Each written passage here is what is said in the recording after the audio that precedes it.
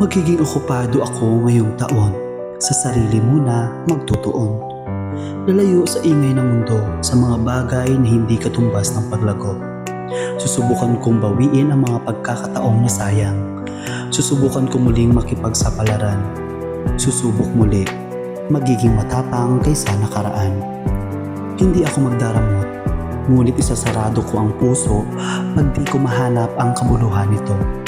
Sisimulan ko nang magtiwala sa pakiramdam ko.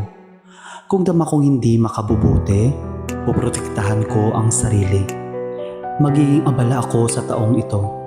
Pagtutuunan ko ang mga oportunidad na magiging lakas ko sa hinaharap. Haharapin ko ang mga posibilidad at kung takasan man ako nito, tatagpuin ko ang magiging aral sa dulo. Ngayong taon, uunahin ko ang sarili ko. Aasahan ko ang pag-usad at pagbabago. Ito ay mula sa aklat ng Ikaw sa Bawat Araw ni Ron Canimo.